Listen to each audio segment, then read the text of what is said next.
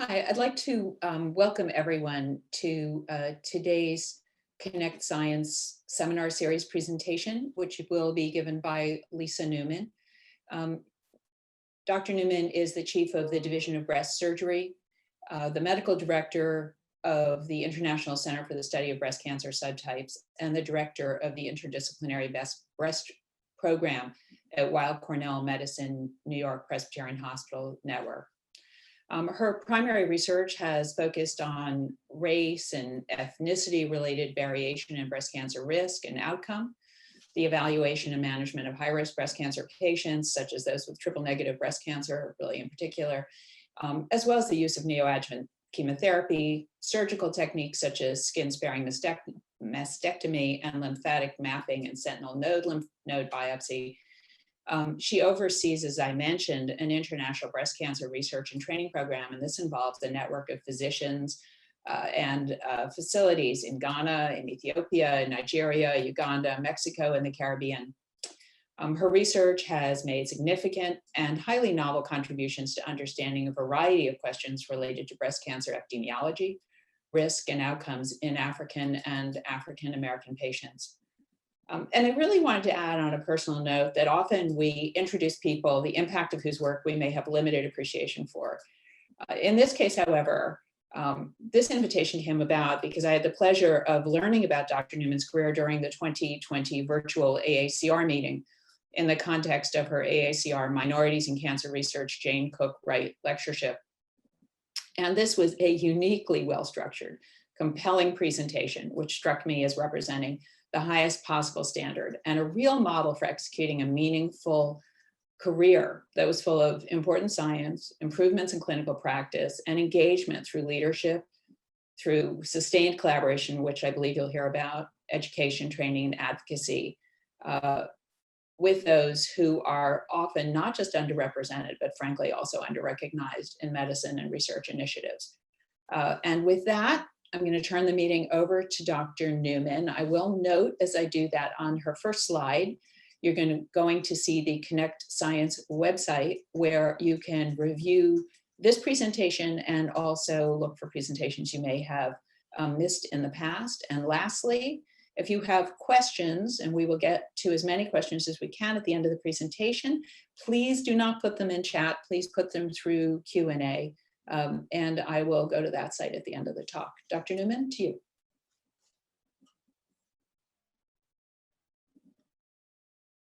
Okay, let me unmute myself.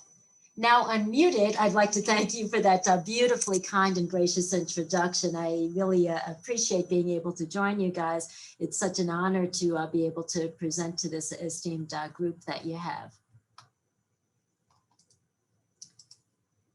Okay, and I will spend the next few minutes talking to you about the work that I've had the pleasure of being involved with, looking at genetics and genomics as a mechanism for understanding breast cancer disparities, and particularly as those disparities are related to African ancestry. And this is a body of work that we have termed oncologic anthropology.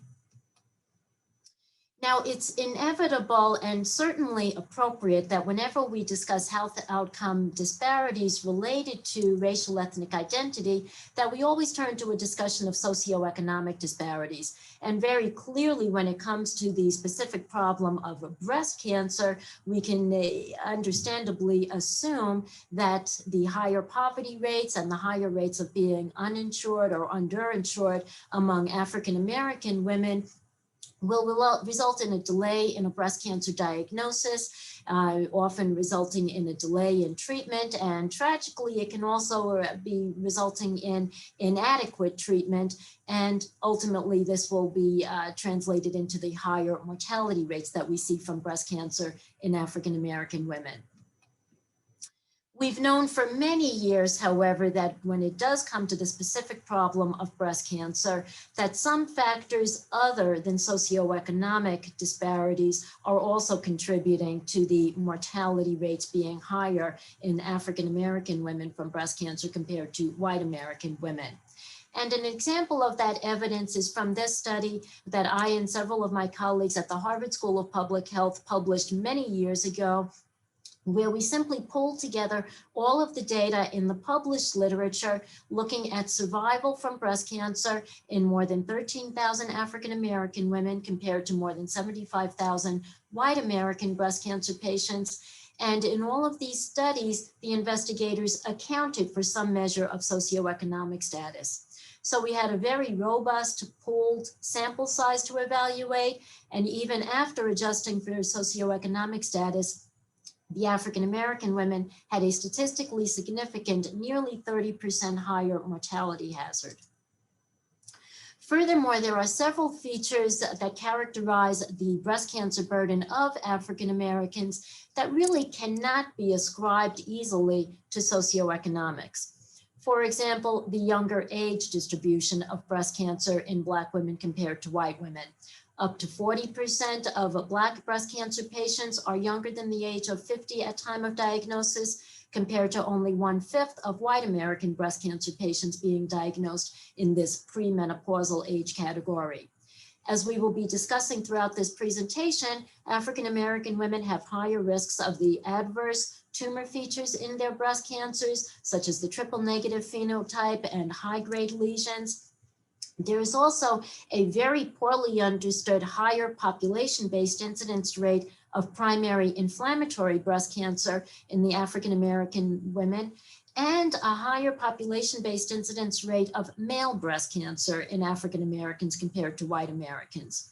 So because of all of these features, it really is incumbent upon us to study tumor biology and genetics when we are trying to comprehensively understand breast cancer disparities related to African American identity.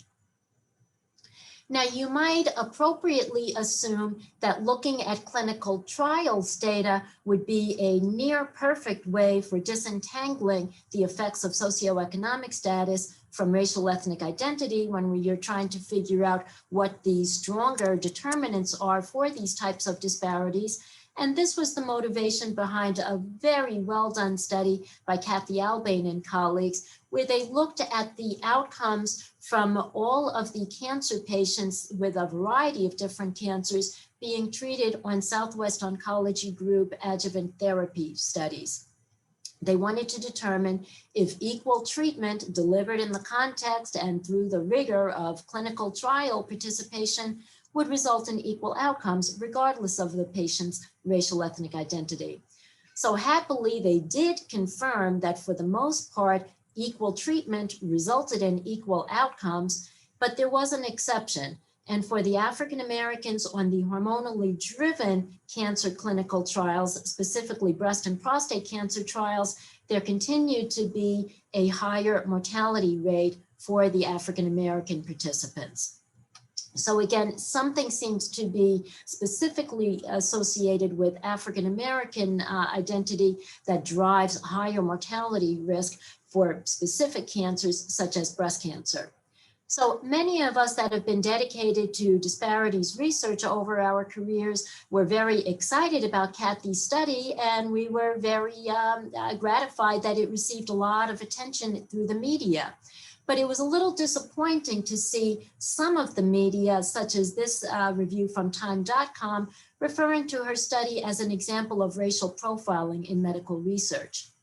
And it was disappointing because we were excited that Kathy's study was going to usher in a new generation of investigators looking at genetics and tumor biology in trying to understand the explanations for breast cancer disparities. But to call it racial profiling is really inappropriate.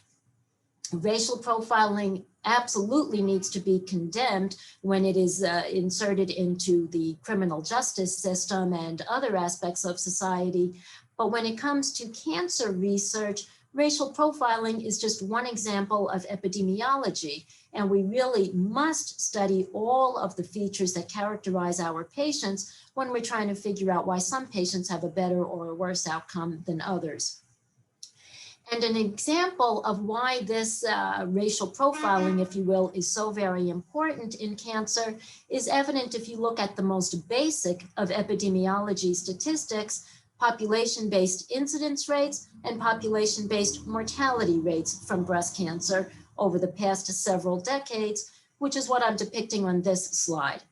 And what you see here is that mortality rates from breast cancer were exactly the same for Black women and white women until we reached the early 1980s, at which point those mortality curves separate predominantly because of declining mortality rates in white women, but largely unchanging mortality rates in African American women. The two curves at the top are demonstrating the population-based incidence rates for breast cancer over the last several decades, showing that typically African American women have lower incidence rates, but as those rates changed over time, they always changed in parallel. Well, what we are probably witnessing in looking at the difference in mortality rates between Black women and white women over time is the unmasking of differences in tumor biology. Tamoxifen is approved by the Food and Drug Administration in 1977 for use in breast cancer. And so by the next several years, we start to see declining mortality rates from breast cancer as a consequence of utilizing this very effective endocrine treatment as systemic therapy for breast cancer. But of course, tamoxifen is only going to be useful in reducing mortality from estrogen receptor positive breast cancer. And as has been well demonstrated in several studies, African American women have a higher frequency of estrogen receptor negative breast cancers. And so we simply did not benefit to the same extent as white American women when it came to this wonderful advance in targeted systemic therapy for breast cancer. So we've obviously gone way beyond characterizing breast cancer as simply ER positive versus negative, and gene expression profiling studies have demonstrated that breast cancer actually consists of an entire spectrum of different subtypes.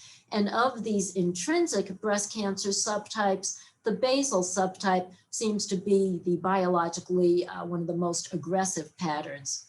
We can't afford to perform this extensive gene expression profiling on each individual breast cancer patient, so we do rely heavily on immunohistochemistry, and in particular, the designation of ER, PR, and HER2 expression by IHC, and the cancers that are negative for all three of those markers, the triple negative breast cancers, by and large account for the majority of the basal subtype. And so we rely upon identifying a triple negative breast cancer as identifying the patients that have the biologically aggressive basal intrinsic subtype. And as shown by the various curves at the top on the right hand of this slide, we see that from SEER analyses, it remains true that the women with triple negative breast cancers at every stage of diagnosis do have a worse outcome compared to similarly staged women with non-triple negative breast cancer. African American women have higher frequencies of triple negative breast cancer regardless of the age at which they are diagnosed and regardless of the stage at which they are diagnosed. Now, an interesting thing has happened over the past several years. As we saw before, typically, African American women had lower population-based incidence rates of breast cancer compared to white women. But over the past 5 to 8 years, there's been a disproportionate increase in the population-based incidence rates of breast cancer for Black women. And now those incidence rates are actually equalized between Blacks and whites. So the rising incidence of breast cancer in Black women, coupled with the higher rates of triple negative breast cancer, has already resulted in a widening of the mortality gap between Black women and white women. And currently, death rates from breast cancer are 40% higher in the African American compared to white American community. And these population-based issues of triple negative breast cancer burden do have implications on mammography screening recommendations. I'm sure all of you are aware of the fact that the United States Preventive Services Task Force transitioned to recommending that all women of average risk in the United States delay initiation of screening mammogram until they reach age 50.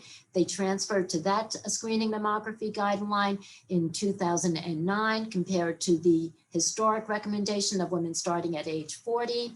Well, as we see from these population-based data from the California Cancer Registry, African American women have higher population-based incidence rates of triple-negative breast cancer in their 40s compared to the population-based incidence rates of triple-negative breast cancer for white American women in their 50s. And you see this increase in incidence of triple-negative disease in every different category of age. And so if African American women delay initiation of their screening mammograms until they reach age 50, we are likely to see a widening even further of that mortality gap that we already see between Black women and white women from breast cancer, especially because of the fact that African American women are also more likely to be diagnosed with breast cancer at younger ages.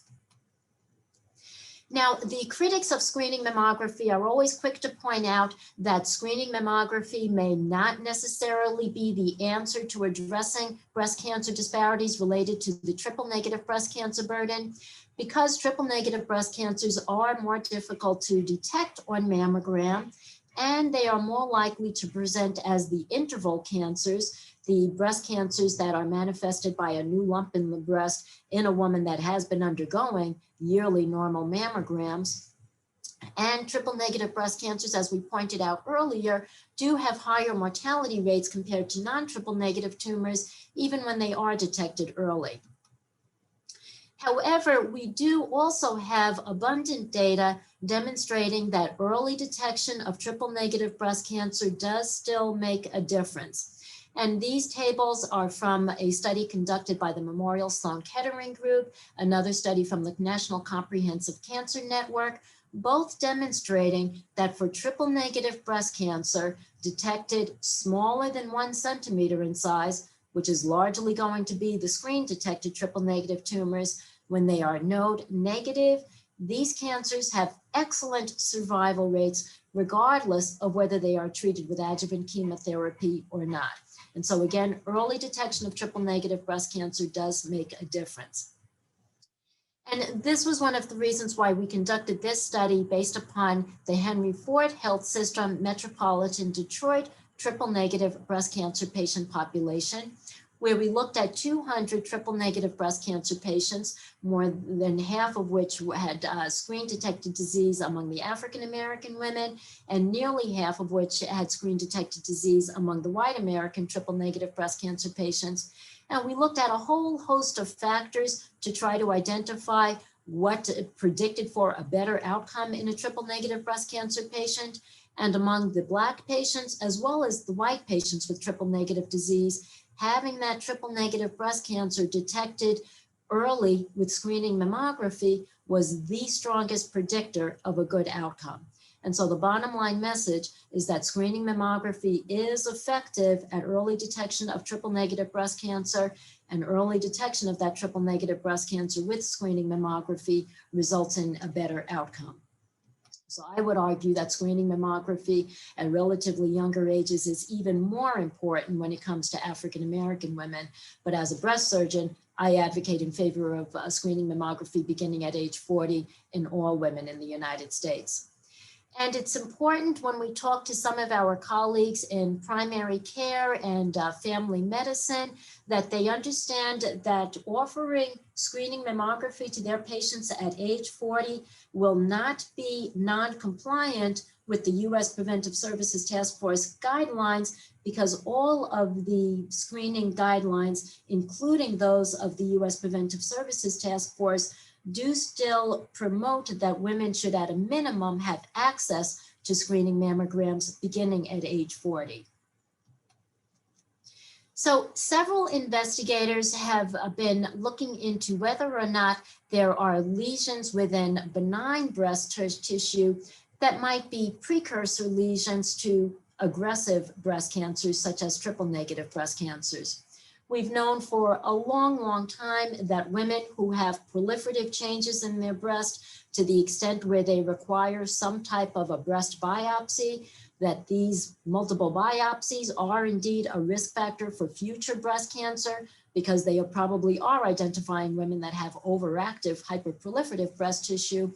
But by and large, these women who have multiple biopsies from fibrocystic changes, even when it's atypia or a high-risk change such as the LCIS or atypia, These women, for the most part, are at higher risk for getting an estrogen receptor positive breast cancer. And we really don't know a whole lot about what precursor lesions might be present in the breast of a woman who is destined to develop a triple negative breast cancer. So we looked at the Henry Ford Health System benign breast disease cohort, and I am so grateful to my epidemiology colleague, Dr. Azadeh Stark, for working with me on this project. And we wanted to see if African-American women with benign breast problems requiring breast biopsies for their benign fibrocystic changes, whether they remained at higher risk for subsequently developing a triple negative breast cancer, or if they were more likely to develop an ER positive breast cancer, as we see in other data sets.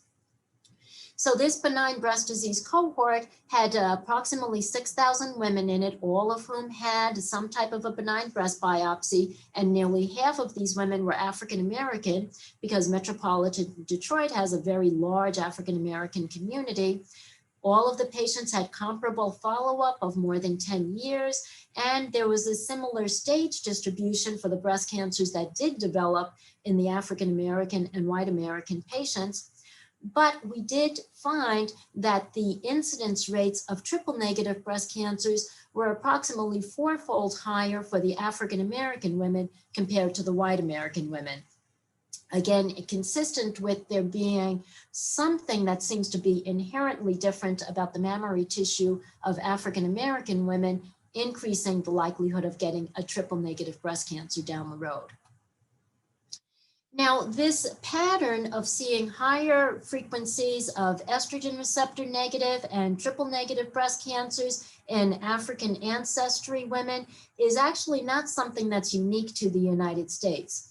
And in at least 2 studies from the UK, another study from Brazil, and yet another study from Switzerland, all of these countries have published data showing that their African ancestry patients are more likely to have ER negative and triple negative breast cancers compared to their non-African ancestry patients.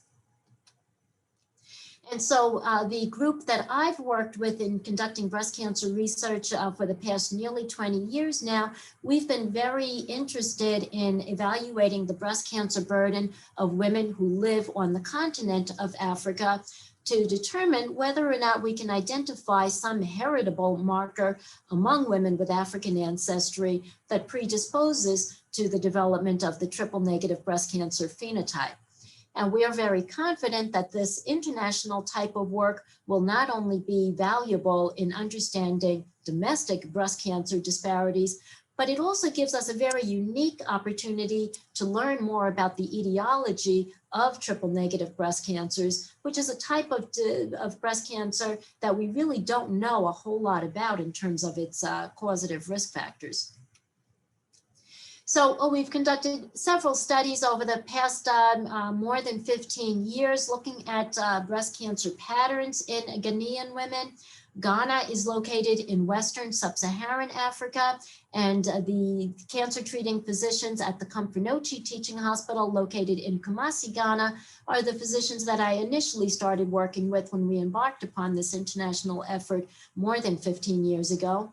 And Dr. Bafor Awa was my very first colleague in this international effort. He was just a very junior radiation oncologist when I first started partnering with him, and now he's gone on to be a leader in the Ghana Health Ministry and to be a leader at the Comfort-Nochi Hospital where we first started working. I also had the pleasure of being able to work with one of Bafor's mentees, Dr. Evelyn Jagay, who subsequent to my working with her in Ghana, came to the United States, pursued her PhD work at the University of Michigan, and is now running a breast cancer research program at Henry Ford, but she is in the process of developing a freestanding breast cancer research program in Ghana. So she is definitely part of the capacity building prospects for these types of international efforts. Now, what we found over time is that the women in Ghana, which again is located in Western Sub-Saharan Africa, have very high frequencies of triple negative breast cancers. About half of the Ghanaian breast cancer patients had the triple negative phenotype. compared to what we see in the United States, as exemplified by our Henry Ford health system population, just over a quarter of the African-American patients having triple negative disease, and 15 to 16% of white American breast cancer patients having the triple negative phenotype.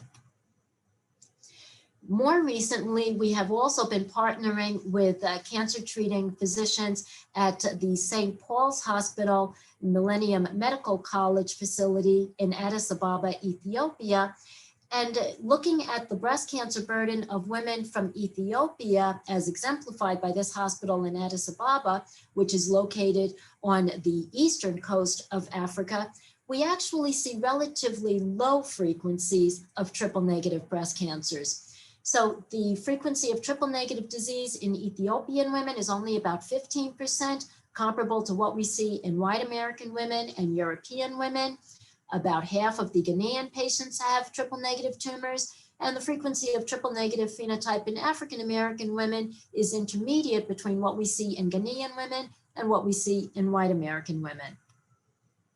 So this is where we coined the term oncologic anthropology to try to explain these patterns.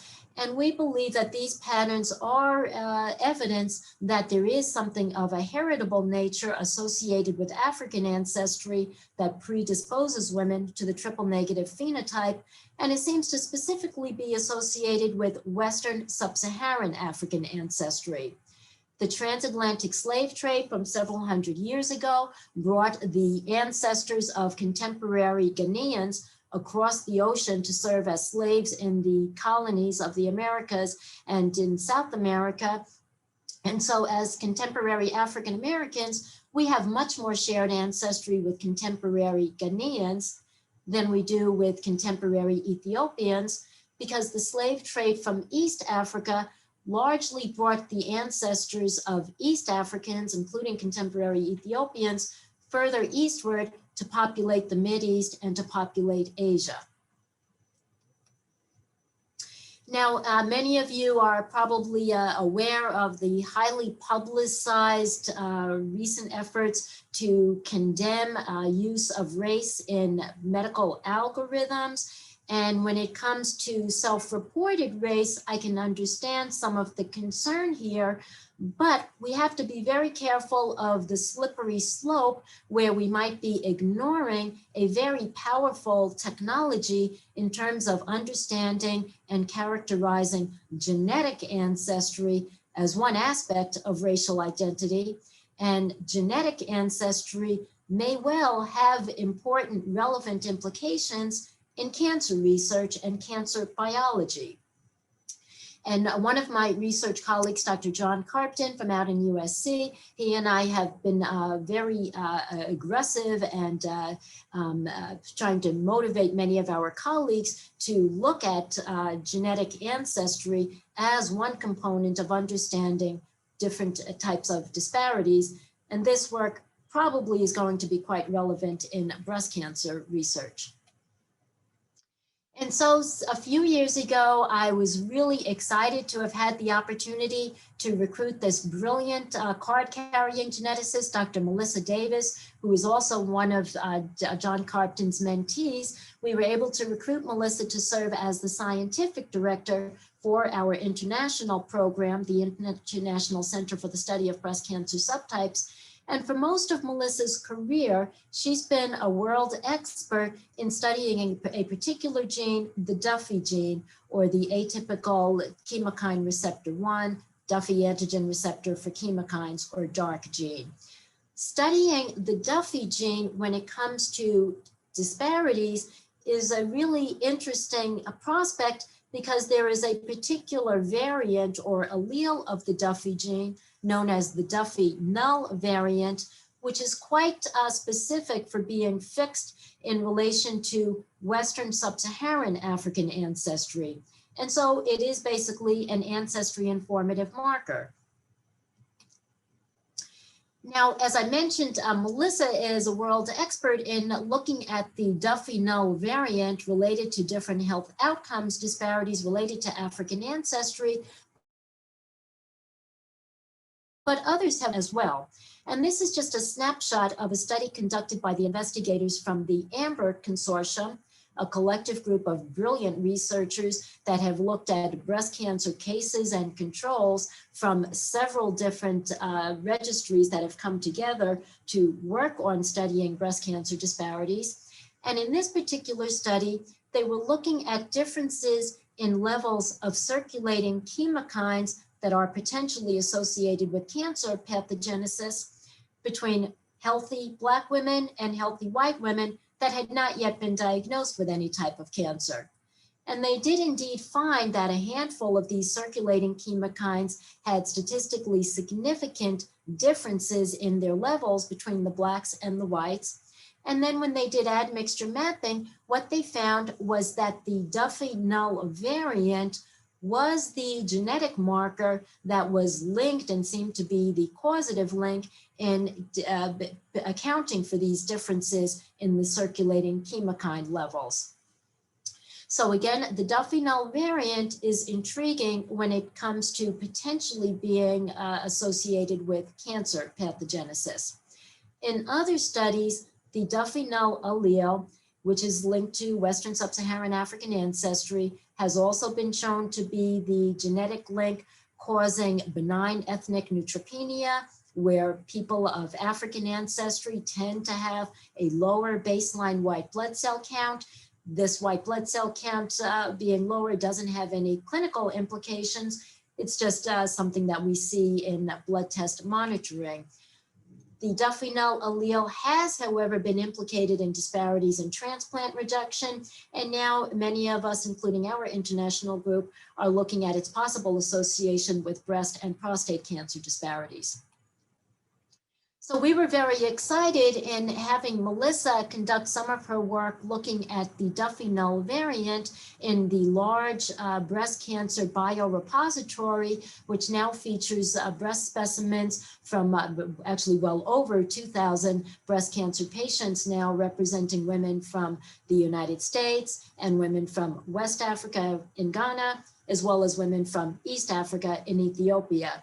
And we do, as shown from these pie diagrams, continue to see quite high frequencies of triple negative breast cancers in the Ghanaian West African women and relatively low frequencies of triple negative breast cancers in the Ethiopian East African women.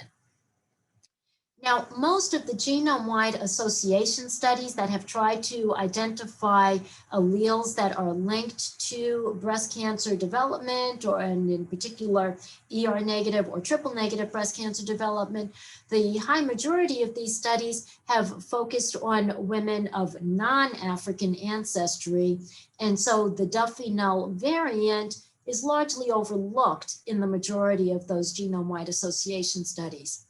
So through the biorepository that we have been amassing for more than 15 years now, which has tumor specimens as well as saliva specimens for germline genotyping, and now we even have blood specimens as well, using this biorepository, Melissa was able to look at some of the variants that have been reported in the literature as being linked to breast cancer development. And then she also looked at the Duffy null variant. And by far and away, it turned out that having the Duffy null germline genetic variant was the strongest association, genetic association with having a triple negative breast cancer compared to having a non-triple negative breast cancer. And I have to give a shout out to this wonderful biostatistician from the Henry Ford Health System, Dr. Yale Chen, for doing all of these terrific biostatistical models for us, where he found out that, saw that with the dominant model, looking at being homozygous for the Duffy null gene, as well as the dosage model, having any allele, whether it's homozygous or heterozygous, was also associated with a higher likelihood of having a triple negative compared to a non-triple negative breast cancer from our international biorepository. So we continue to believe that this is more evidence in support of the concept of oncologic anthropology, explaining some of these breast cancer patterns. The world-renowned geneticist Sarah Tishkoff has written quite a bit about how over the millennia, a whole host of different germline genetics have been linked to ancestral backgrounds related to developing these variants as a consequence of trying to survive over the millennia. And we have a number of these variants related to malaria resistance, cholera resistance, related to surviving different altitudes and climates.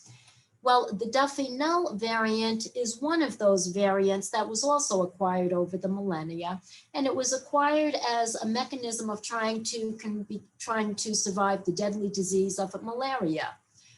Malaria became endemic in Western Sub-Saharan Africa probably 10, 11,000 years ago, and it thrived in that part of the world because of a lot of the watery areas that supported the mosquito life cycle. And of course, the mosquito is the host for the malaria parasite pathogens.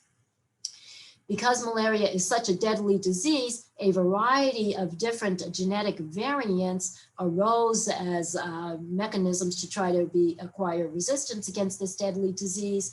You've heard of sickle cell, which is one trait that confers resistance to malaria. The Duffy null variant is yet another genetic pattern that confers resistance to malaria. The thalassemias developed in European, Mediterranean areas as another genetic variant conferring some degree of resistance against malaria. Now, the Duffy null variant doesn't have as many adult health consequences as the sickle cell trait and sickle cell anemia does. And so it became essentially fixed in Western Sub-Saharan Africans. Nearly all Western Sub-Saharan Africans carry this genetic variant, again, because of its conferring some resistance to malaria. When the Western Sub-Saharan Africans came across the ocean through the transatlantic slave trade, they brought that variant with them, and about 2/3 to 3/4 of African Americans also carry the Duffy null variant. Well, malaria has a different story in many parts of East and Southern Africa, where there are many highlands that don't support the mosquito life cycle quite as robustly. And so the malaria story is different in those parts of Africa. However, about 5,000 years ago, something occurred called the Bantu expansion, where Western Sub-Saharan Africans migrated across the continent to populate different parts of East and Southern Africa. And so the contemporary residents of these parts of Africa also represent some genetic admixture between West Africans and indigenous East and Southern Africans. And in Ethiopia and other parts of Africa, you see this Duffy null variant in anywhere from 50 to 60%. Now, because of difficulties with having access to immunohistochemistry, we don't have a huge amount of data regarding triple negative breast cancer in different parts of Africa. But of the data that are available, there is a correlation between areas that have high or low frequencies of the Duffy null variant and frequency of the triple negative breast cancer. Just as the East Africans represent some admixture with Western Sub-Saharan Africans, here in the United States, because of genetic admixture with Europeans, African Americans also have admixture with Western Sub-Saharan African ancestry. And so we think that it does make sense that we have a triple negative breast cancer frequency intermediate between what we see in Western Sub-Saharans and in Europeans. So these pie diagrams are simply demonstrating the distribution of the Duffy genotype, again, documenting that Ethiopians and African Americans are more likely to have admixture with some heterogeneity in their Duffy null frequency. Now, the reason why the Duffy null genetic variant is linked to malaria resistance and why it might be linked to cancer, and in particular triple negative breast cancer pathogenesis, is because of what happens to the red blood cell regarding whether or not the Duffy protein is present. If you carry the Duffy null protein, you do not have the Duffy, if you carry the Duffy null genetic variant, you do not have presence of the Duffy protein on the red blood cells, and the Duffy protein on the red blood cells is basically the entryway for some of the malaria parasites to get into the red blood cell and cause the disease malaria. So lacking that variant confers some resistance to developing the disease malaria. If you have the Duffy null variant and therefore lack that Duffy protein on the red blood cell, you also, however, lack some of the buffering capacity that the red blood cells provide in terms of circulating chemokines. And this is probably why the AMBER Consortium investigators saw those differences in circulating chemokine levels between Black women and white women. And the ongoing work that Melissa is doing in her lab is in trying to understand better these mechanisms between Duffy null variant and likelihood of getting these different breast tumor phenotypes. So I'm going to skip over some of these slides in the interest of time. But basically, Melissa has also been doing work looking at the Cancer Genome Atlas. And in this particular study, she did demonstrate that in looking at somatic expression of Duffy, that lacking Duffy expression does seem to be correlating with biologically more aggressive breast cancer patterns. And African-American women with breast cancer are, from the TCGA data, more likely to lack Duffy expression on their cancers.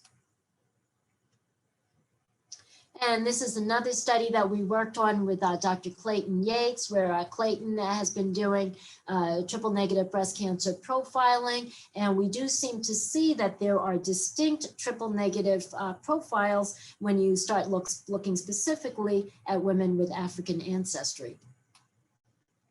So our international research has been very gratifying from the perspective of these research opportunities, but it's also been very rewarding from the perspective of being able to invest in the oncology resources of these low and middle income countries that have so few resources to care for their cancer patients. And our mission is to reduce the global breast cancer burden through advances in research and delivery of care to diverse populations worldwide. We've been able to establish immunohistochemistry programs and core needle biopsy programs in our partnering facilities. We continue to meet with our partners through telemedicine conferences regularly. Prior to the COVID pandemic, we traveled to our different partners in Africa 3 or 4 times a year, but we do continue to meet virtually. In the spirit of capacity building, we've had a number of terrific fellowship training programs. Dr. G, a researcher from Ethiopia, had a Fulbright International Scholarship here at Weill Cornell, and my breast surgeon colleague, Dr. Ishmael Chi, did a breast surgery multidisciplinary oncology fellowship with us at Weill Cornell. And now we're very excited about aligning a lot of our international research with the research that we are doing with the diverse New York City population. And we have in the New York Presbyterian Hospital Network a large campus here in Manhattan on the Upper East Side, but we also have a program in Brooklyn and also in Queens. And we do a lot of work with the Englander Institute of Precision Medicine, which has allowed us to create organoids based upon our diverse breast cancer patients here in New York, and also based upon the patients that have contributed specimens from Africa. Whenever I talk about breast cancer disparities, I always comment on these 3 survival rates of 60%, 43%, and 20%, which have nothing to do with cancer outcomes, but these are the outcomes for the first class, second class, and third class passengers of the Titanic. And I always have to come back to these survival rates because even though so much of my research is focused on looking at disparities in breast cancer related to genetic ancestry and in particular African ancestry, it is always essential that we come back to understanding that outcome and survival from any health threat is always going to be dependent on access to care. So it doesn't matter if that threat is a sinking ship, you have to have access to the lifeboats. If it's a breast cancer diagnosis, you have to have access to clinical trials, to research, and to optimal cancer care. And as stated by Dr. Martin Luther King Jr., of all the forms of injustice, inequality in healthcare is the most shocking and inhumane. So we had to confront these horrific access issues as we saw that the COVID-19 pandemic joined a whole list of other diseases where African Americans bear a disproportionate morbidity and mortality burden. And we saw this across, compared to all different racial ethnic identities and across all different states of the country. And we pride ourselves on the beautiful, robust community that we have in New York City across all of our different boroughs. And in all the boroughs of New York City, we saw the heartbreaking morbidity and mortality from COVID. We were truly an epicenter, and our morbidity and mortality burden was by far higher than what you saw in any other part of the United States. Heartbreaking no matter where you were, but in each and every borough of New York City, African Americans had significantly higher COVID-19 death rates.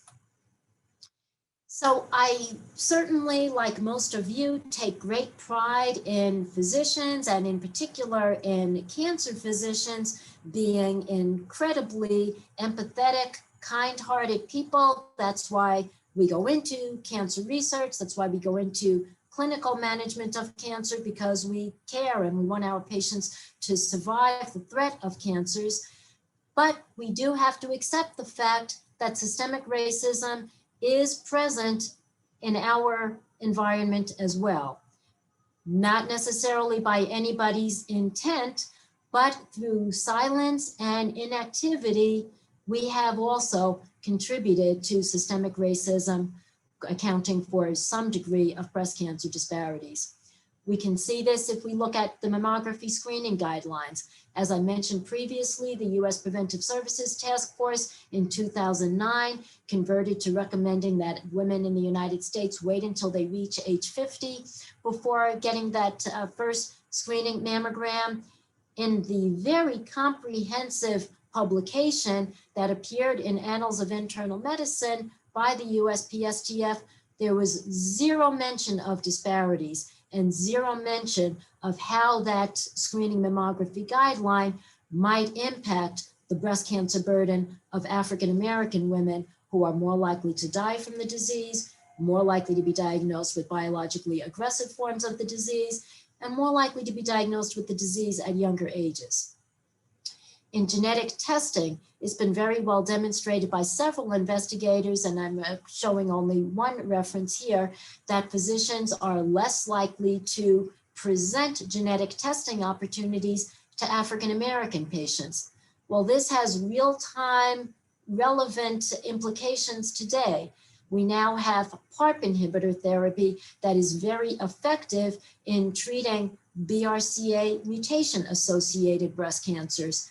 Because we were not as aggressive as we should have been with offering genetic testing to our African American patients, we are left with inadequate data regarding genotype patterns in African Americans, and African American women are significantly more likely to have variants of uncertain significance in BRCA1 and BRCA2, and they are therefore not eligible to receive PARP inhibitor therapy.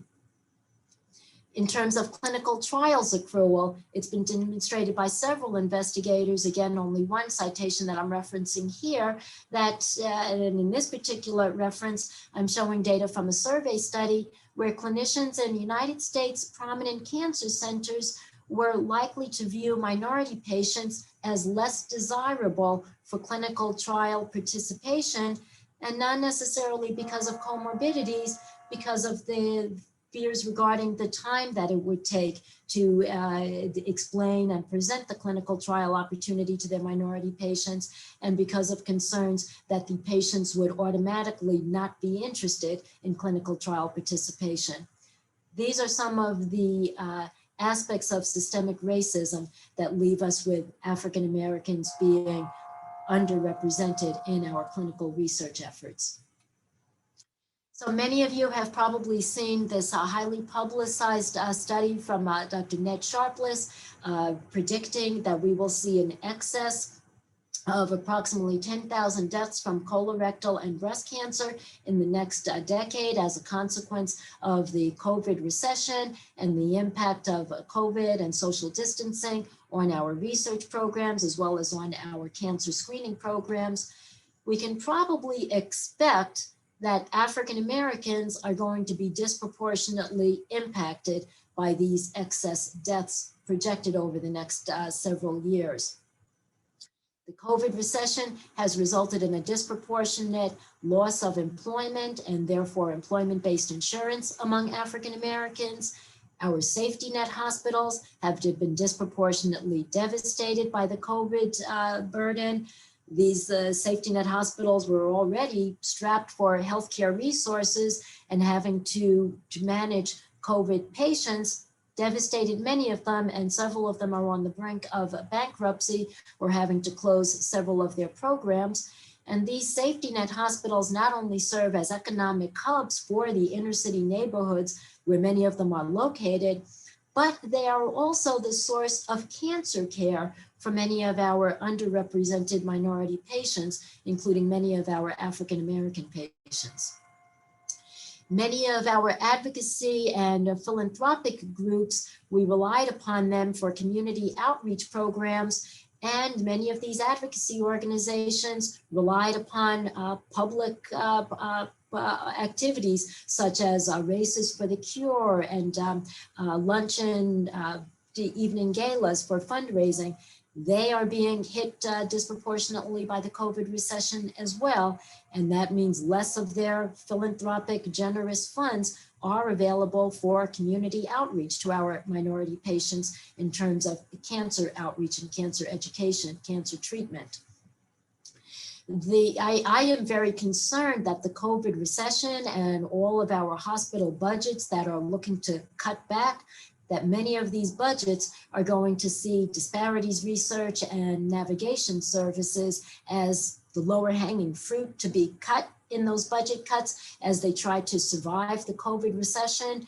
So it will be incumbent upon all of us that are interested in disparities to make sure that this research and that our outreach programs are protected. We also have to pay special attention to the digital divide. The digital divide does not refer only to rural versus urban access to broadband internet. Even within inner city communities, we see higher rates of African American households lacking a subscription to broadband internet access, higher rates of African American households compared to white American households. Now in the era of COVID, we are even more reliant upon broadband internet access. Just because so many people have a smartphone does not mean that they have household broadband internet access. And when it comes to education of our kids, when it comes to opportunities to work remotely and support social distancing, when it comes to looking for jobs and employment searches, a lot of these efforts are dependent on having remote technology and broadband internet access. So we absolutely have to address the digital divide when it comes to our African American compared to white American households. And personally, I do subscribe to the concept that internet access should be like electricity and clean water. It is something that all households should have access to. And so in closing, I just want to thank all of the many wonderful, wonderful funding agencies that have supported our research over the past nearly 20 years. And of course, to all of the wonderful patients that have contributed to our efforts. And I also thank all of you for your time and attention today. Thanks very much. So thank you for a glorious presentation with a lot of really interesting material in it. We don't have a lot of time. I have a few questions about the Duffy. So one is, you segue sort of from a discussion about Duffy in general with respect to the breast cancer issue, and then mention this disproportionate burden of COVID in the African American population.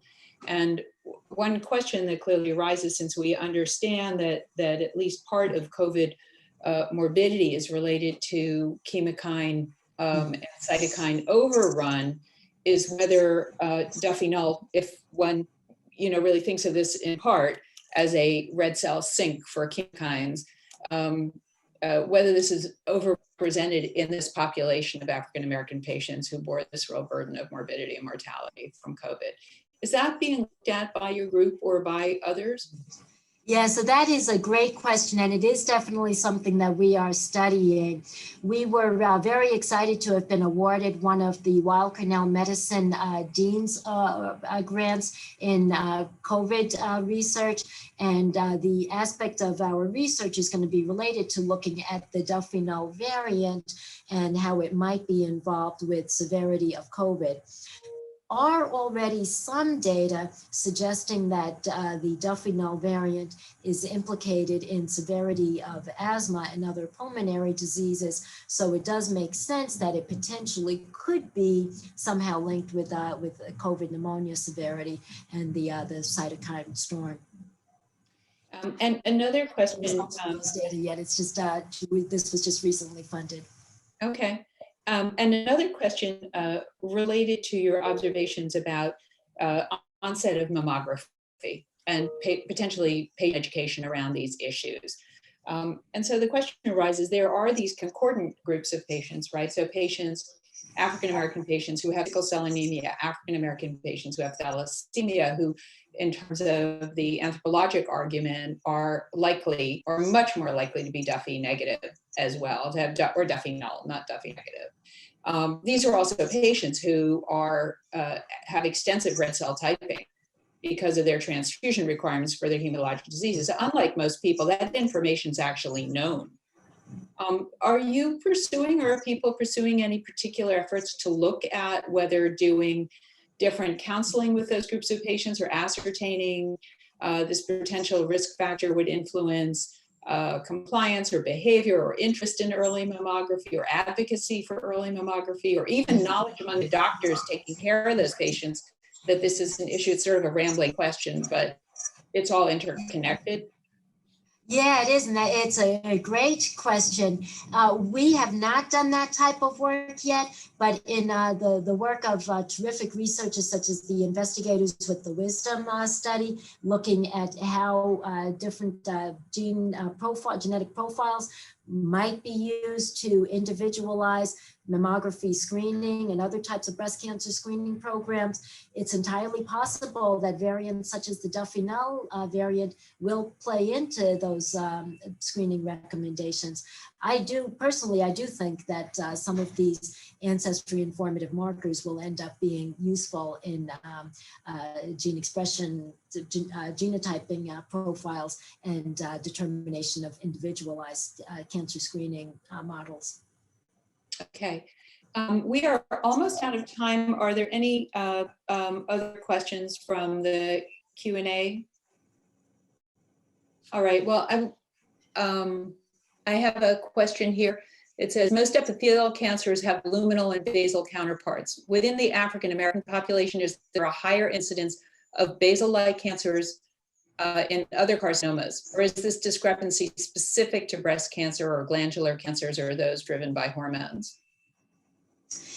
Well, having been in the breast cancer space only for my career in surgical oncology, I don't want to speak for the other disease sites too out of line, but I can tell you that my colleagues here at Weill Cornell are now incorporating analyses of the Duffy-Null variant in their studies of prostate cancer disparities. And David Nannis here at Weill Cornell and his colleagues have a prostate cancer score. So we're really excited about seeing what they are able to learn about Duffy-Null and prostate cancer disparities related to African Americans.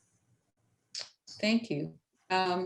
We are out of time. I'd like to thank you again for a really compelling presentation with a lot of interesting ideas, I think, for people to think about from any of a variety of perspectives on their patient communities and on their laboratory work.